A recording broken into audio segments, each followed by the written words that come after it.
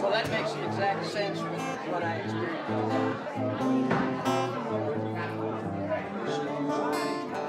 Yeah, well, I end up sneaking in at the last second to take what I can get. Very much also what I got.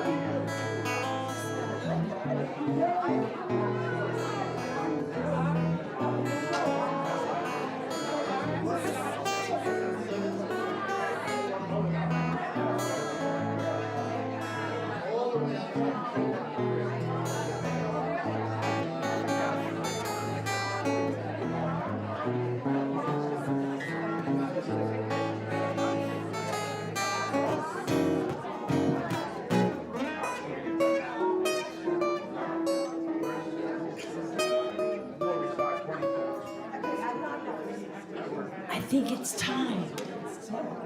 Here he comes. Reverend Ken. Thank you, Catherine.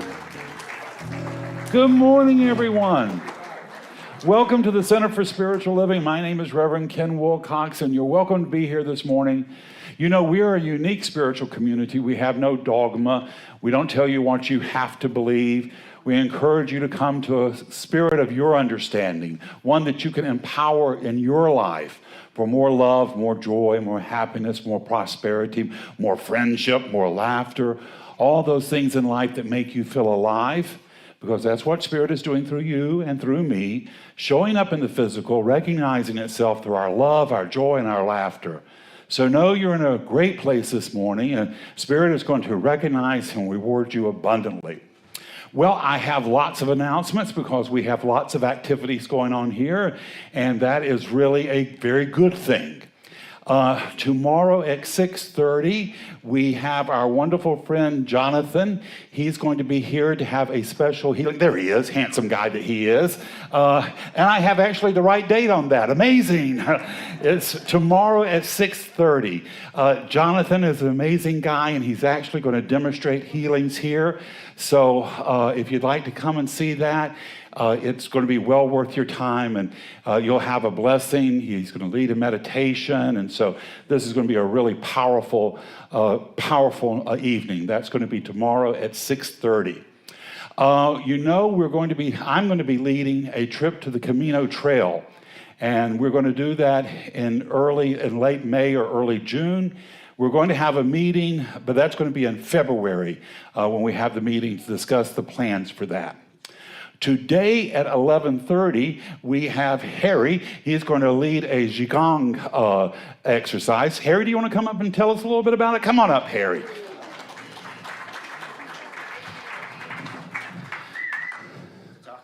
All right. Good morning, good morning. So Qigong is like the skilled cultivation of the life force energy. It's moving around Qi. It's like Chinese yoga. It's just gonna be an intro. I did this before a few months ago. It might be a little bit different. It's like a mini workshop, play shop. I call it play shop because we're gonna have a lot of fun. You can do it standing, you can do it seated, whatever works for you. Working on the breath, all levels. Hope to see you there, 11:30. Thank you, Harry. It'll be a really great play shop. Now, our members meeting for our community is going to be on February 1st after service. That's when we will elect our board. If you're interested in becoming a member of our board, just see me or Mike Lawley. Mike Lawley's not here today, but you can see me, and I'll let you know how that can happen. We're planning a bingo game here starting in a couple of months. If you would like to help us, because we need people to help us with that, there's a sign-up sheet outside. Also, we have meditation in motion. That happens on Saturday. They do the singing bowls and meditation, and there's some movement with it, and that's a really wonderful thing. That's at 10 o'clock on Saturdays. And this Wednesday, we're starting a new thing. We're having workshops on Wednesday evening at 5 o'clock. This will be our first one. This will be Ann Andrews, and she is teaching us how to move with wellness. So move with ease.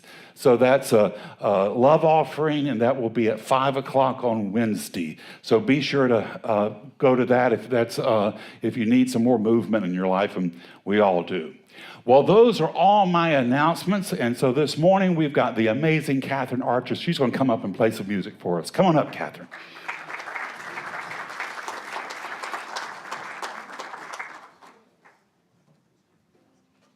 The stage is fluctuate differently than I'm accustomed to, so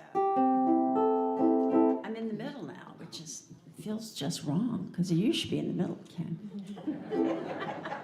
Anyway, I liked your meditation earlier, the wake up right that was on the board, because that was my goal, to wake up right today, to go to bed early. And as I was doing so last night, I stubbed my toe and I think I broke it. So I stayed up extra late icing it. And I think it's the same one I broke a while ago. So anyway, yeah, so I didn't get much sleep, but I did ice a lot and it does feel better. So, and arnica works well as well. So I want to start out with a really silly, fun song because I just think we all need that right now, especially with what's going on in the world. And this is called If Everybody Had a Ukulele, This World Would Be a Better Place. It's an original. You may have heard it before, and please sing along. We gotta wake up right. Pick up that ukulele first thing.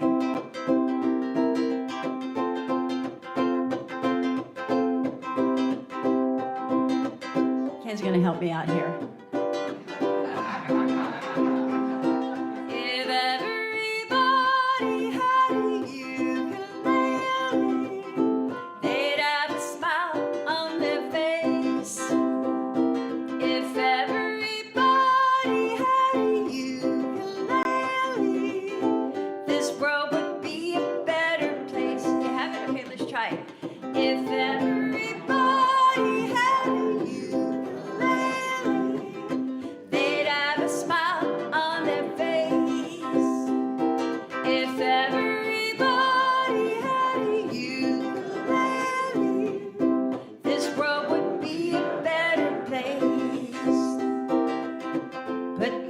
Cell phone, pick up that trombone, start a marching band.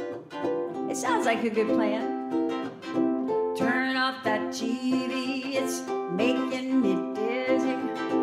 Pick up that ukulele, let's play a melody. 1, 2, 3, here we go. If everybody had a ukulele, they'd have a smile on their face. If everybody had a ukulele, this world would be a better place. Put down that briefcase, sidestep that rat race. You've paid your dues, now follow your muse.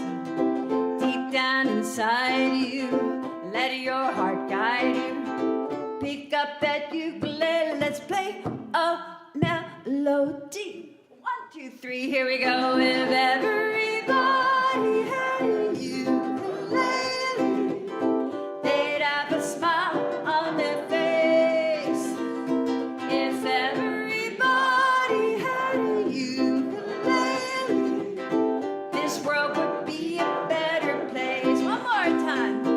If everybody had a ukulele, they'd have a smile on their face. If everybody had a ukulele, this world would be a better place. Oh yeah, this world would be a better place. Yay! Oh, I love it, Catherine.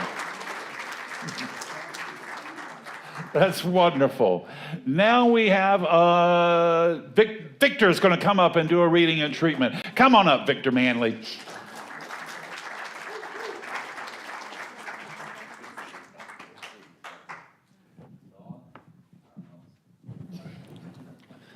But you can hear me regardless, right? Good. All right, everyone. Nice to see you all. Thank you. So I took today's treatment from the Science of Mind textbook by Ernest Holmes. I might even be proceeding Reverend Ken's treatment today. We're talking about how to use it. So assuming a new reality requires complete and total embodiment. One must disavow their past reality to step into their current mental state. This is mandatory as the universe tends towards homeostasis. And two conflicting realities will clash until one prevails. The realities are objectively real to us insofar as we demonstrate them. Or more plainly stated, our perception of the physical world is our objective reality. It must flow through us in order to manifest for us. It has been proved that by thinking correctly and by a conscious mental use of the law of mind, we can cause it to do definite things for us, through us. We should learn to control our thought processes and bring them into line with reality. Thought should tend more and more to an affirmative attitude of mind that is positive, stable, and above all else, towards a real unity with spirit that is already and complete and perfect. When we align our thoughts with our assumed state of being, we set the creative process of the universe into action to manifest as our physical reality. We all ought to bring about a positive reality. Thus, we must assume a positive mindset. Live in the wish fulfilled. So let us all bow our heads.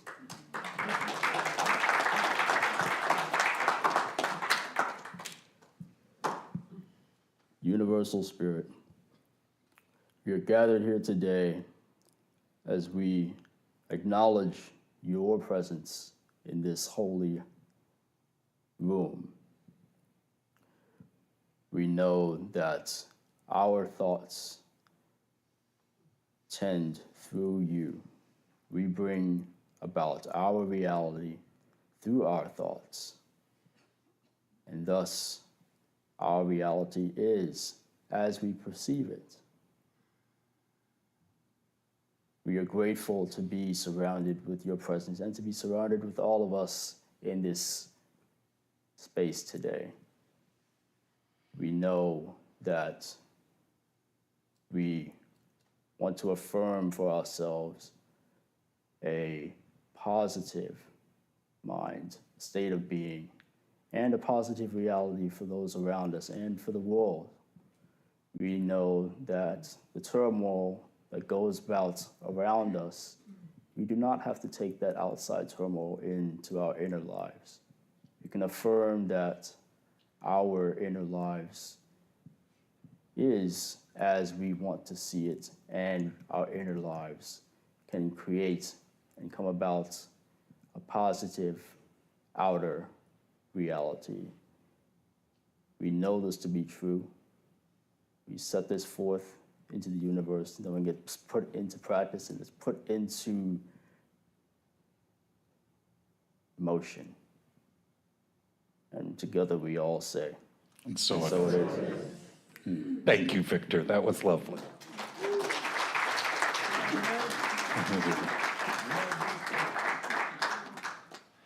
So my talk title this morning is Closer Than Breath. And we're talking this morning on the third chapter of the Science of Mind textbook. And in that chapter, I think Dr. Holmes has some of his most beautiful language. And he writes, "The farmer has seen the heavenly host in his fields. The child has frolicked with it at play. The mother has clasped him to her breast, and the fond lover has seen him in the eyes of the beloved. We look too far away for our reality. We look too far away for God, for our good."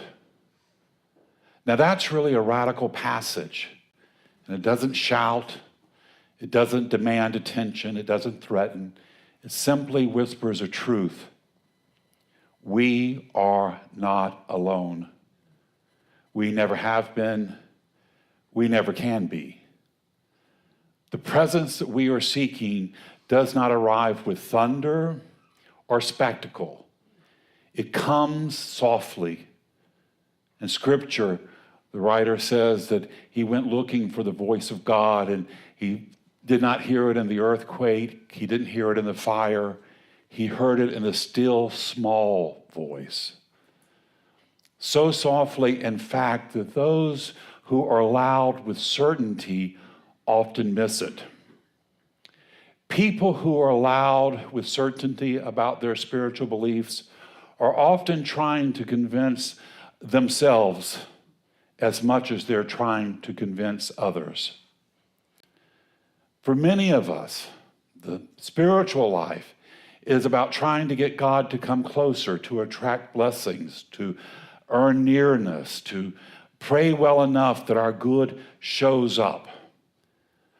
But that assumes that spirit is somewhere out there. And it really comes from a mistaken notion that we are not lovable. That created us has rejected us.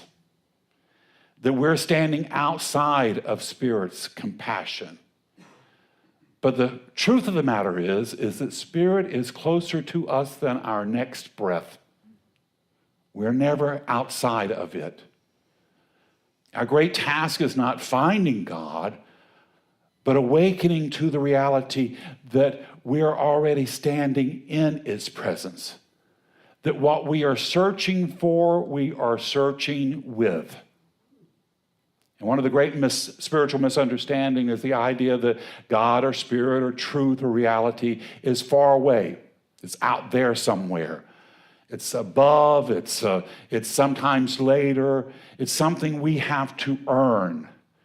And so we strain, we beg, we plead, we live in desperation, terrified that we're missing the mark. And then we point the finger at those around us that we believe we're in error. We look upward and beyond, and we live in fear that we're going to be judged and rejected.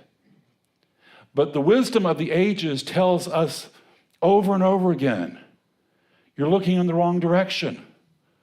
Christ said, the kingdom of God is within you. Not after death, not after perfection, not after we get it all together. Now, here, in this moment, as we are, the kingdom is within. Our prayer center is not an attempt to bring something nearer. It's not calling God down from the sky. It's a recognition of God within us. And yet the simplicity confuses us. Because if God is near, if truth is present, if love is already here, then the work is not finding it. It's allowing it to flow through us and living from it, no matter what the justifications to do otherwise. Dr. Holmes, he goes on to say, the arrogant have not perceived it.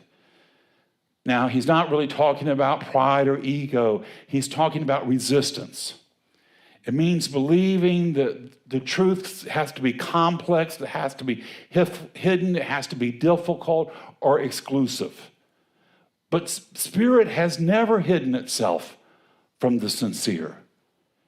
It only remains unseen to those who are insistent on being right rather than being open. And wise people have understood this throughout the ages. They talk again and again about unknowing, about releasing the mind's need to control. The pure in heart are not morally superior. They're not pulled apart by fear or strategy or self-protection. They see simply because they're willing to see. And I love the passage that grounds the divine in everyday life, not in temples, not in special ceremonies, not in rituals. But Dr. Holmes talks about it in the fields, in play, in the arms, in the eyes. The farmer has seen it in the heavenly host in his fields. Now, anyone who's ever worked with the land or grows things understand that there's a reverence that comes from working with the soil, from watching growth emerge without your permission, without much help. You put a seed in the ground and it's going to grow. From knowing that growth is going to happen without worry or over concern. Life does not move towards us from a distance. Life moves through us as a thought, as feeling, as perception, as creativity. We do not experience more good by convincing the universe to give it. The farmer, he knows this, not as theory, but as reality. He sees it, he experiences it. It's there in front of him. And it all happens naturally, without him having to participate. The seeds come up. Dr. Holmes says the child has frolicked with it at play. Anyone who watches children play know that they are playing with an essence. That they assume they are loved. They assume life is good. They live in imagination. They live in wonder. And they don't ask if joy is justified. They don't ask if love is safe. They simply assume it. A baby is much like a puppy. They assume the whole world loves them. And this is how we should. We should just assume that love is everywhere, available to us.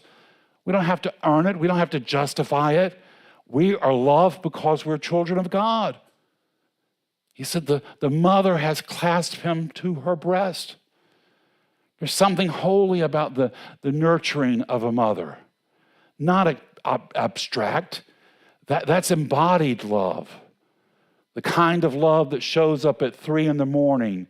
when you're dog tired, but your baby's crying. And you get out of bed to go to that crib. That sort of love cannot be explained by evolution. Science cannot explain that. And it points towards a spirituality that's beyond our comprehension. It points to the love of God made manifest.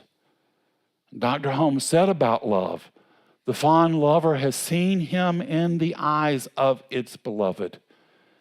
And this may be one of the deepest truths of all. To truly see one another without agenda, without possession, without fear, to glimpse the infinite. I love the Buddhist. They have a concept. They say if the closest you can be to seeing the face of God is when you look into a baby's eyes, because that baby has the last thing that soul does before it comes to earth, it's envisioning, looking at the radiance of God. And so when you look at a baby's eyes, it's like looking into a mirror, reflecting back God's face. Now, the most deepest truth of all is for us to see one another without agenda, without possession, without fear, to glimpse the infinite. Love is not something separate from God. Love is God. Love is God. I saw a video this week, and it was really amazing. It's about an older gentleman, and he's living with dementia. His wife has passed, and so he lives alone in a little modest house. His daughter checks in and cares for him. Next door to his house, there's a daycare. And each day, the daycare lets out the children so they can play outdoors. And each day, the teachers go out to talk with him because he comes and he plays with the little guys. And each day, they have to reintroduce themselves to him because he forgets who they are. And so every day it's the same thing. He reintroduces himself to them. They introduce themselves to him. He has dementia so that he cannot even recognize his own self in pictures from his past. But every day at 4 o'clock, he knows to go outside to play with the children. The teachers tell the kids, his mind isn't working so well, but his heart is thriving. Love is how God recognizes itself in the physical plane.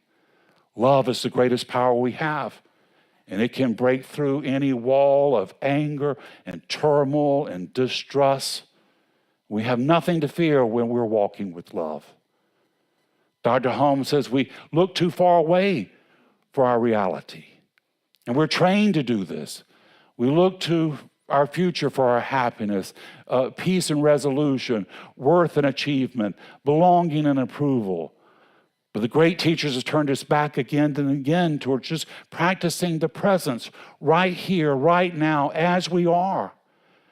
The moment we stop searching for Spirit is the moment we start seeing with Spirit. Now, I know this isn't one of the easiest things to do right now, especially in our nation. It's hard to see the power of love with the mayhem we have going on our street. And to ask, well, where is God in all of this? And what am I to do? And I don't have an answer for you. I don't know. I think back on history, and you think back on Lincoln and in the middle of the Civil War, where thousands of people were slaughtered, and the nation had torn itself apart. But he said that we could bind up the wounds of our nation with animosity towards none and generosity towards all.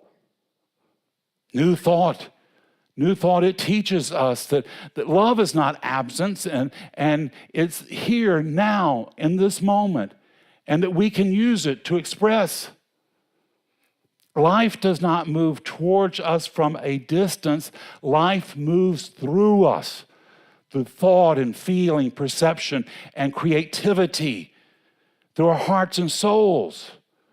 We do not experience more good by convincing the universe to give it to us.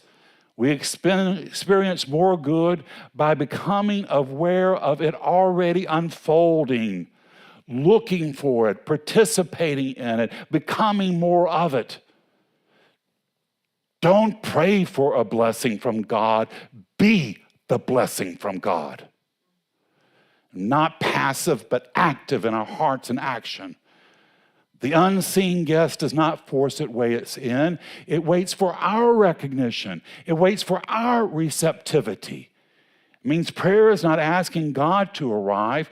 Prayer is quieting the mind long enough that it can notice and see and witness the Spirit has never left us. So we're not being asked to strive harder. We're being invited to soften our hearts.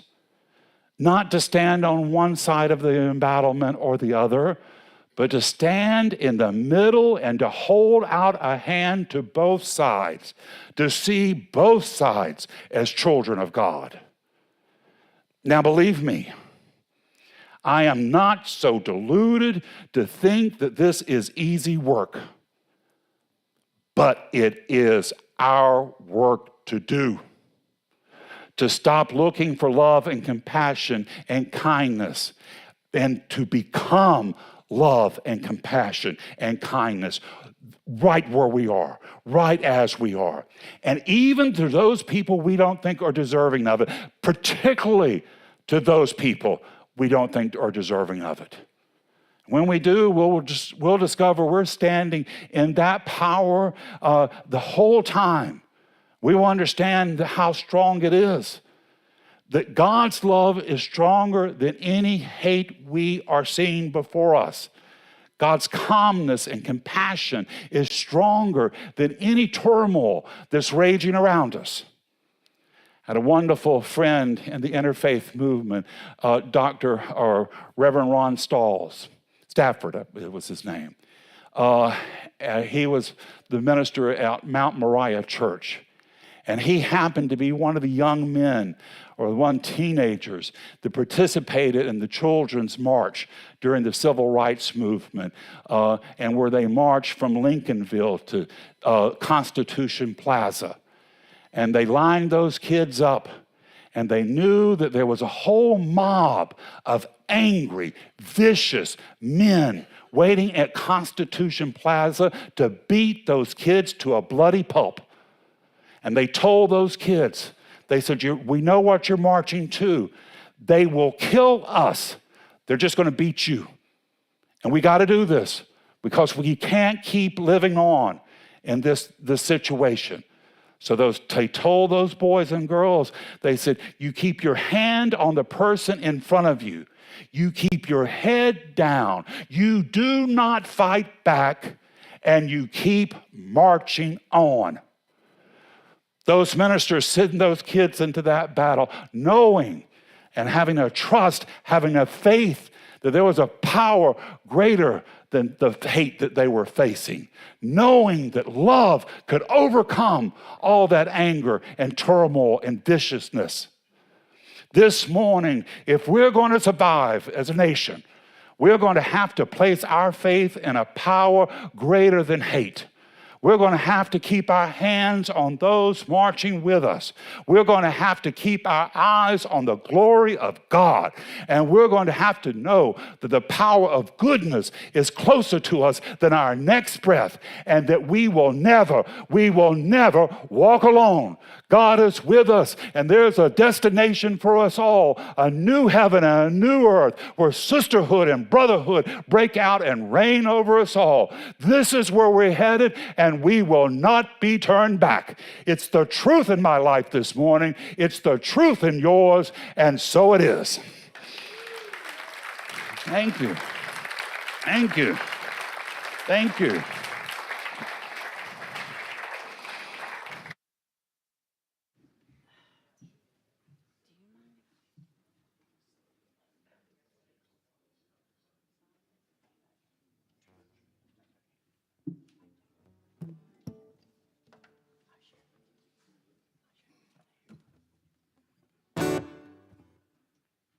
Hello. That was very powerful. So I'm going to do, I always have all these ideas of what to play. Let me do this one. Starting with your first message about we are love and projecting that energy.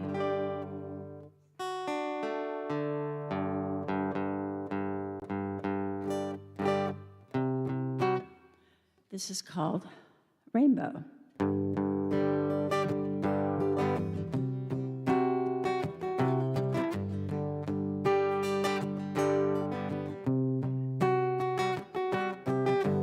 Follow the rainbow that exists within your heart.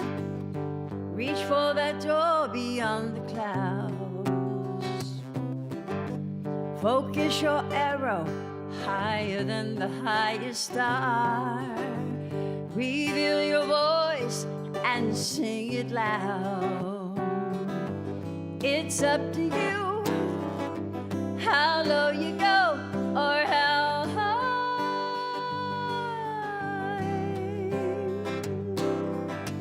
It's up to you how low you go or how high.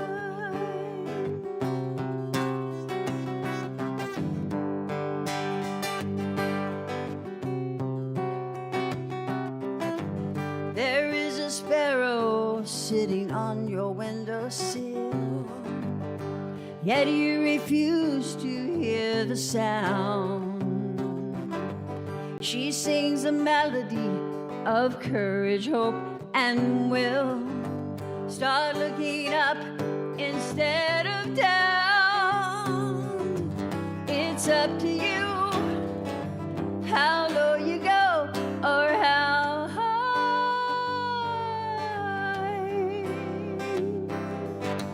It's up to you how low you go or how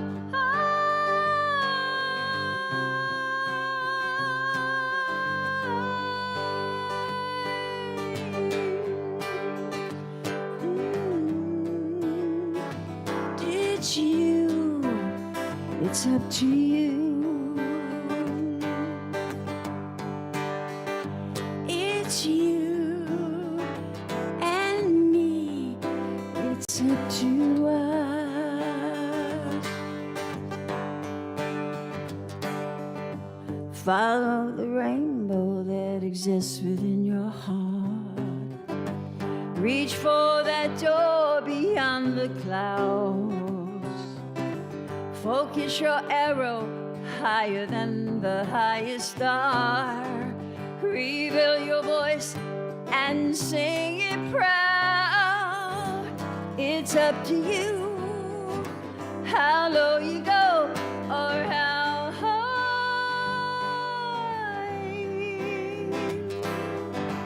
It's up to you how low you go or how that was wrong. Yeah. It's up to you, even when you goof up, how low you go or how high. Yeah.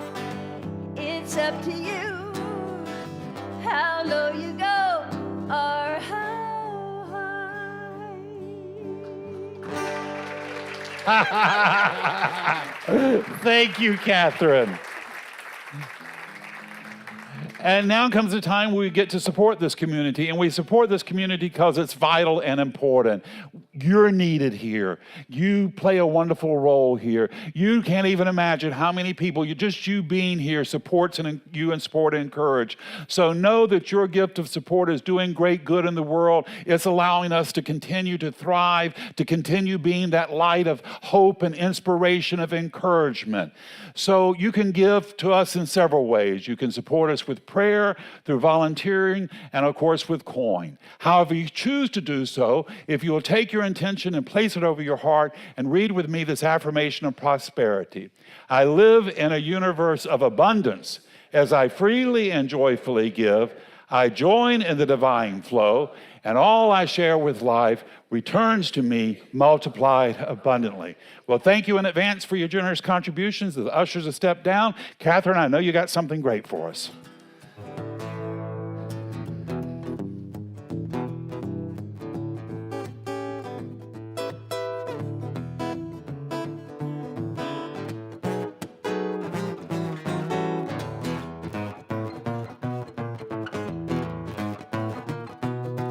Stick with me, baby, I'll turn your money green. Pull that money out. Yes, stick with me, baby, I'll turn your money green. Oh, she's dancing. I'll show you more money than Jeff Bezos ever seen. If the river was whiskey, and baby, I was a duck. If the river was Kool-Aid, and baby, I was a duck. I'd dive to the bottom and I never would come up. All right, she's dancing. You gotta check it out. I can't dance right now.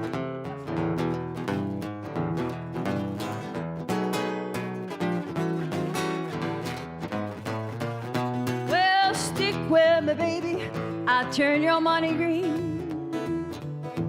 Stick with me, baby, I'll turn your money green. I'll show you more money than Rockefeller's ever seen. Well, if the river was Kool-Aid and I was a duck, I'd dive to the bottom and I never would come up.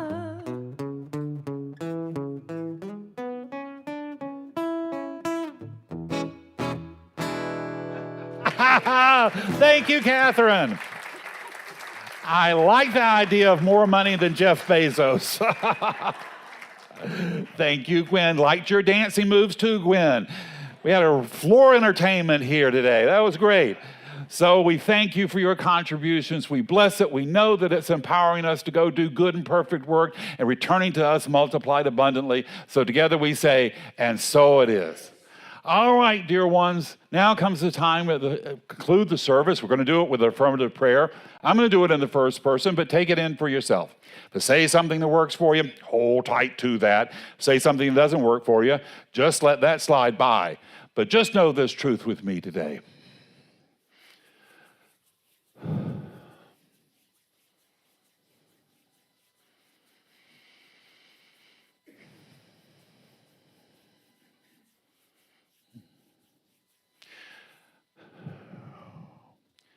There is but one God and one mind and one power. That power is perfect love. It's divine intelligence. That power called me by name from stardust so I could walk the soil of St. Augustine. So here today in this wonderful, beautiful place with all these wonderful, loving souls, I choose to know something good for myself. I now know and realize and believe that I never will walk alone, that I have this power with me, flowing through me, urging me on, calling me to be the best part of myself, the most loving, the compassionate, the strongest part of myself. So here I walk through this land and I see that it is a land with turmoil and confusion, of distrust and anger, but I am not allowing this to confuse me, to lead me in dismay or turmoil. I lift my eyes up to a greater knowing. And I lift my eyes up to the truth of our nation, the truth of our people, the truth of our future. That I see a day where love is going to rain down upon our land. I see a reality where sisterhood and brotherhood break forth. I see the future where children are going to be raised up without fear, knowing that they are children of God and they are here to live and express the love and compassion from their hearts and soul. This morning, I will not be turned around. I have seen the truth and I am on the move. I know Spirit is with me, guiding me forth, leading me on. So this morning, I lift my eyes up. I cast away all the turmoil and confusion of the shadows of the world. Spirit is whispering to me songs of love and compassion and kindness. I am stronger than any turmoil. I am stronger than any hate. I am bolder, brighter, more dynamic, and I am on the move. Spirit will not lead me aside. Spirit has made a path for me, and I am moving on. This is my truth. Every cell of my being radiates this right knowing, and I release this prayer into the mind of God to do its good and perfect, bold and dynamic work, returning to me multiplied abundantly. And together we say, and so it is. All right, my friends, I'm going to leave you with one last idea, and that is your life. Your life. It's not a problem to be solved. It's a miracle unfolding. Your job this week is to go name your miracle, proclaim your miracle, and make it your own. God bless us all. Now let us go be the miracle Spirit is calling us to be. Until we see each other again, this is Reverend Ken wishing you many blessings.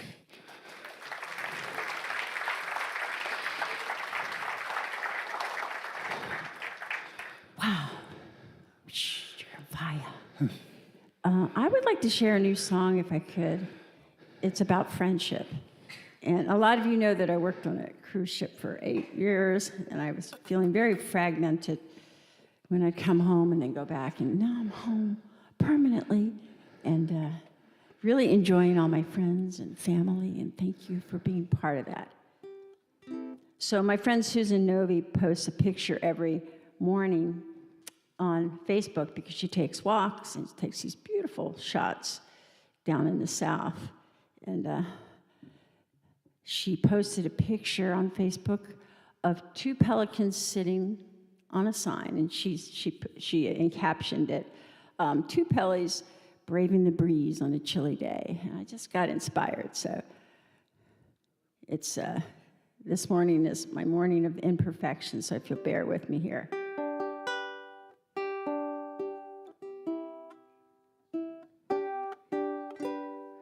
Here we go.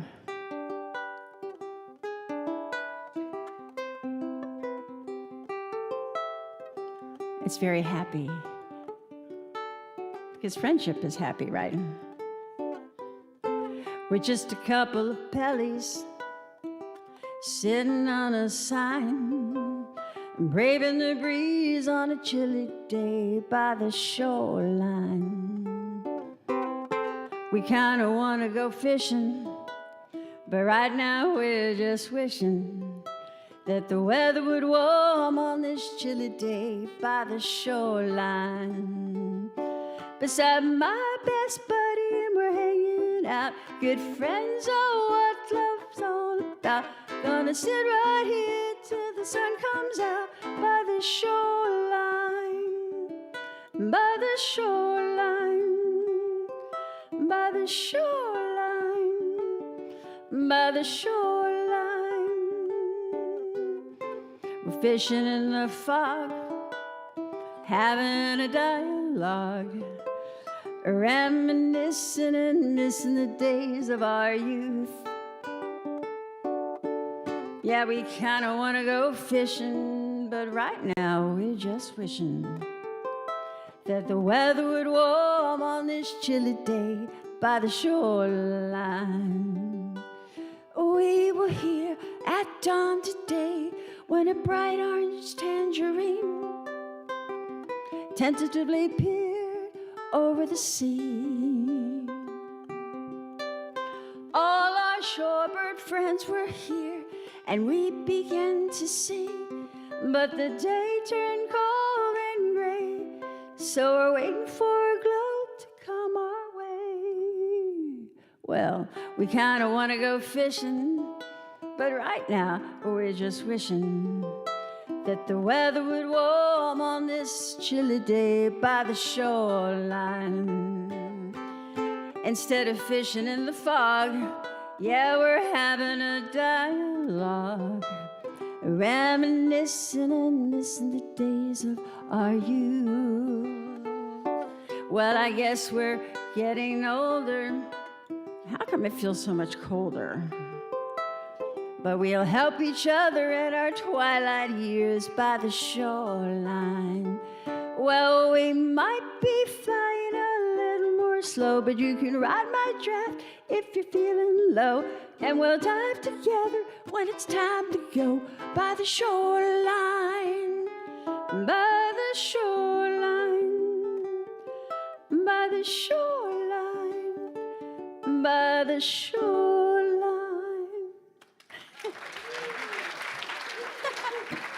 Thank you.